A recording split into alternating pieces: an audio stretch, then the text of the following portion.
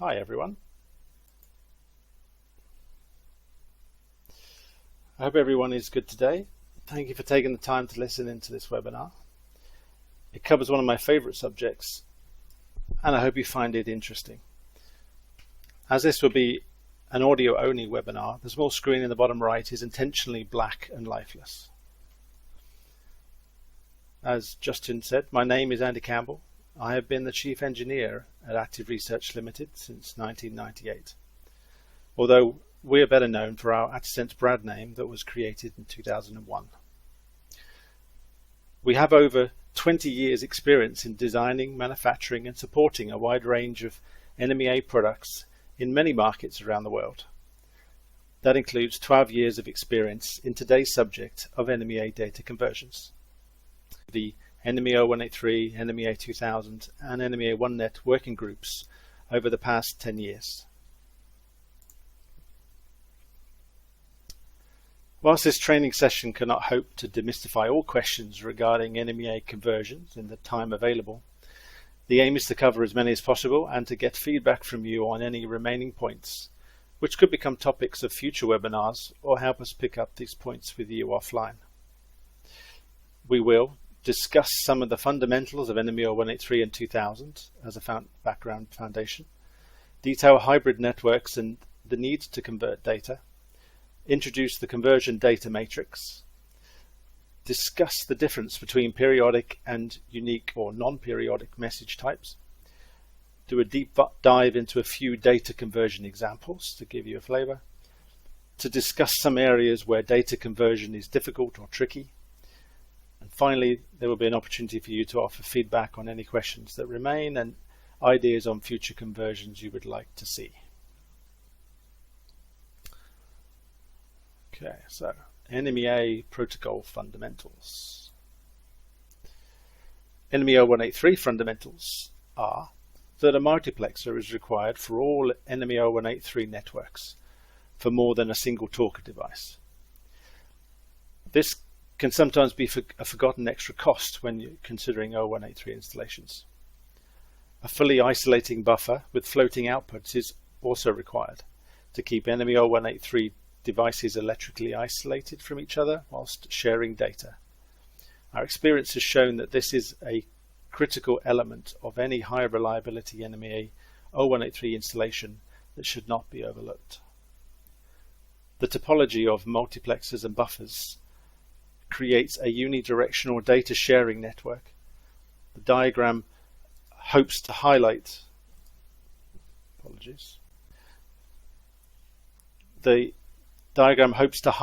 the fact that typically data flows from left to right, talker to listener. The knock-on effects of this simple point can be unappreciated. It can hinder data sharing or greatly increase network complexity if bidirectional sharing is attempted. Data bandwidth, which is dependent upon baud rate, is very limited in 0183. This creates the necessity to manage a data flow very heavily in order to prevent the overload condition. There is still a significant number of NMEA 183 devices in use around the world. Customer desire for these devices to still be part of the data network is driving the need for hybrid NMEA networks. One of the big bonuses of NMEA 183 is the RS-422 electrical layer that offers the ability to create network sections of up to 1,000 meters long. This ability is key to NMEA 183 network strengths and is one of the reasons why NMEA 183 is still prevalent in the commercial marine vessels, because this inherent length capability fits well to the physical distance requirements.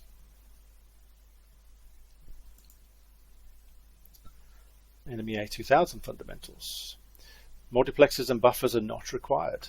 The NMEA 2000 backbone multiplexes the data together and opto-isolates all devices from each other while sharing data.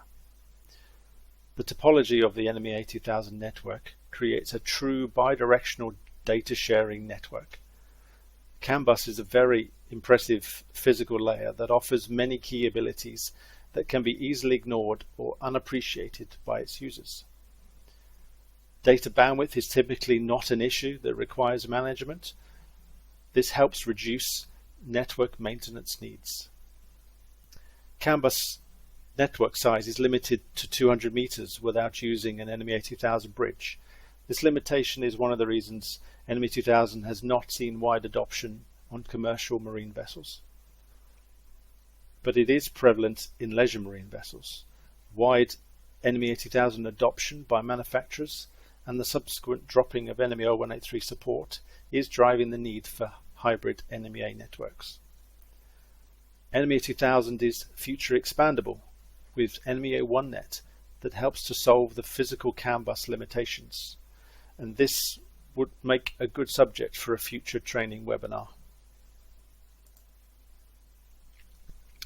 Hybrid NMEA networks. These two diagrams hope to highlight the very different topologies of NMEA 0183 and NMEA 2000 networks. It can be argued that the leisure marine market's transition to NMEA 2000 has helped create a more integrated data network that has offered the end customer far more capabilities. However, that transition, coupled with many end users desiring to continue to use their existing perfectly good NMEA 0183 devices, and the subsequent removal of 0183 ports from NMEA 2000 devices, has created the need for a hybrid NMEA network solutions. So how can data be shared between these disparate networks?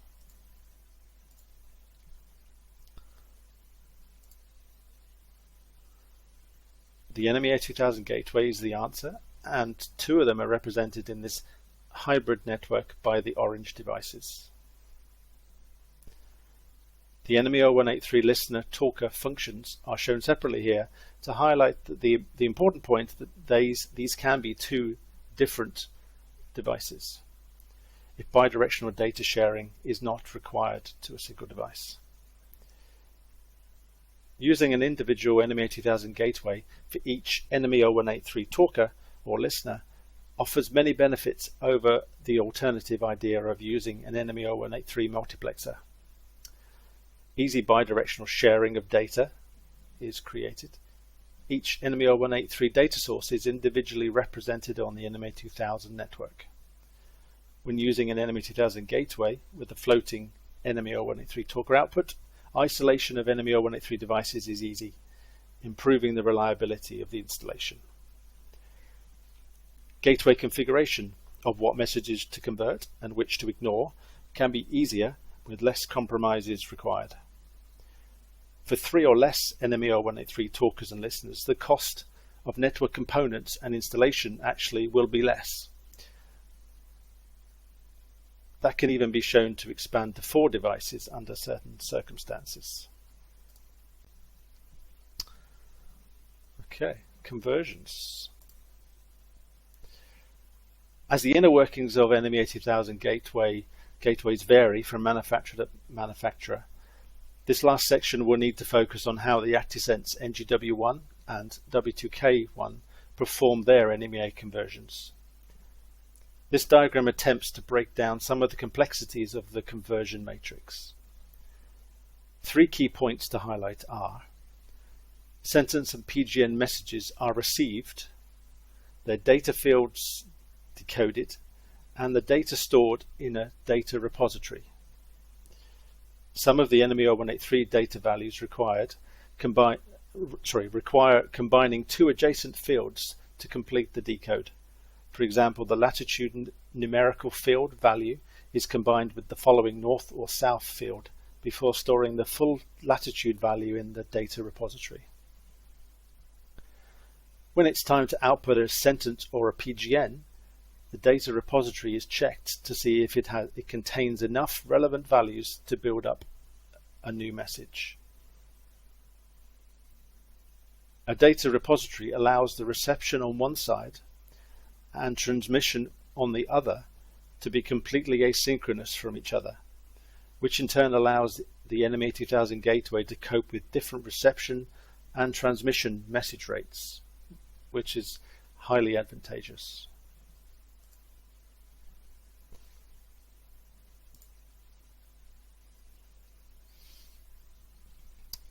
Okay, message types, periodic message types. A critical idea to grasp when you need to configure an advanced NMEA 2000 gateway, such as the NGW, is to understand the difference between periodic and non-periodic messages. The majority of NMEA 2000 PGNs are periodic in nature, where the data inside those messages updates or refreshes at a specific rate, once, twice, or even 20 times per second, for example. The screenshot on the right is taken from the freely available Actisense toolkit that offers fine-tuned configuration control of which messages are enabled and the individual message transmit rates.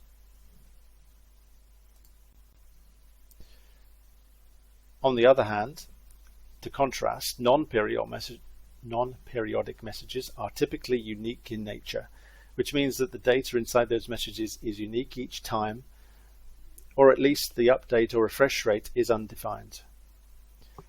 This includes AIS, alarm, configuration, digital selective calling, and route messages, plus configuration and programming operations. AIS messages are interesting as they could be seen to fall into a grey area because it could be argued that they are periodic. However, that period is extremely long, being up to 6 minutes for the message 5 from a Class A transponder, for example. So they are treated as non-periodic.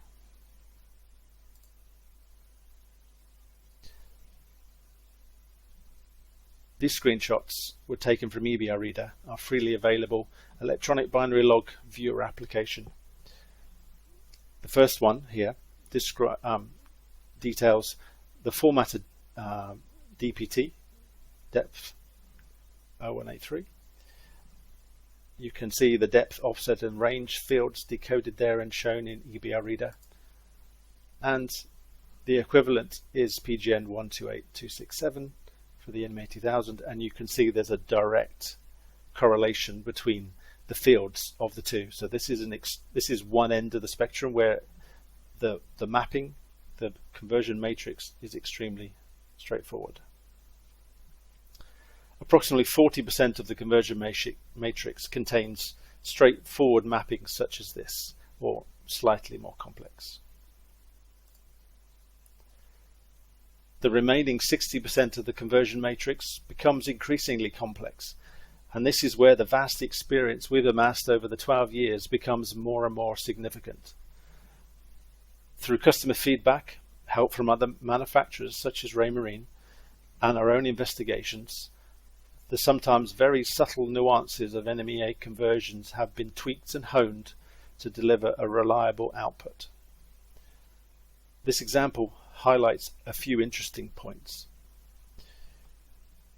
Firstly, the RMB formatter on the left, 0183, and the first PGN that maps to on the NMEA 2000 side, the navigation data PGN 129284. So we can see that NMEA 2000 distances are represented in meters, and NMEA 0183 distances in nautical miles. In the case of direction to steer in RMB, right becomes a negative distance in the PGN. All NMEA 2000 angles are represented in radians, which are not very human friendly. So EBR Reader offers the option to view them in the more traditional degrees in the user data field column. You can see that mapping from field 12 on the left to field 10 on the right. You will notice the very slight difference between NMEA 0183 and NMEA 2000 data field values. This is due to the different resolutions and conversion between the two. We have focused on keeping this difference as negligible as possible. The data field values in RMB are stored in the data repository and then used to generate two PGNs. PGN 129284 is shown now, and this is the mapping to show PGN 129283. This type of one-to-many and even many-to-many mappings are common for these complex messages.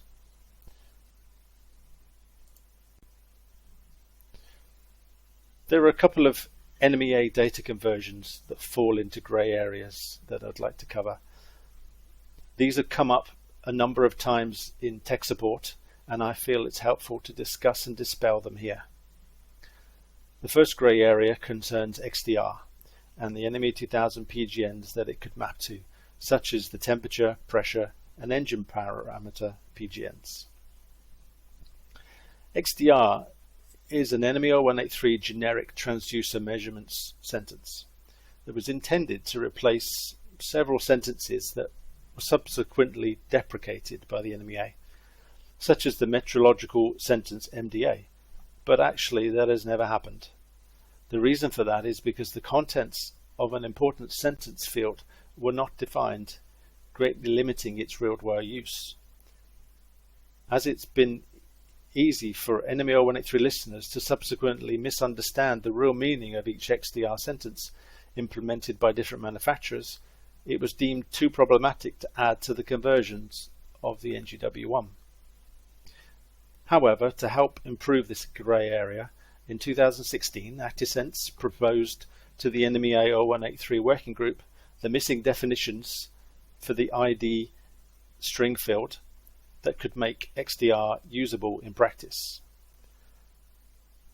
Some of those strings are highlighted in orange in this table. That proposal was accepted, and I'm happy to say that the new definitions were released with NMEA 0183 version 4.11 last year. Now, with the hope of triggering MFD manufacturers into implementing the necessary decode in their own products, XDR conversions will be added to the NGW when we next revisit the conversion matrix. The second grey area that concerns routes and waypoints. This is a large subject, so I can only touch on the high-level details here. At the base level, NMEA 2000 waypoint identifiers can only handle pure numeric values. This is an important point to grasp. This can be a barrier when wanting to convert waypoint details from NMEA 0183 and NMEA 2000, as users are used to defining NMEA 0183 waypoints as a simple text string. The current workaround is to define all NMEA 0183 waypoint names as numeric. There exists a higher service layer to NMEA 2000 waypoints that can wrap and expand this base layer. However, that is an extremely complicated service and consists of 11 separate PGNs. In addition, through discussing this subject with engineers on various NMEA working groups over the years, it has quickly become clear that the major marine manufacturers are not using this waypoint service or the 11 PGNs that it requires, and have instead designed their own proprietary methods to share waypoint details between their own devices. This is the reason the NGW does not support waypoint service layer, simply put, because no device is listening, so there is no point. As a final point, I have hope that NMEA OneNet will help solve this issue and allow waypoint sharing to become open again.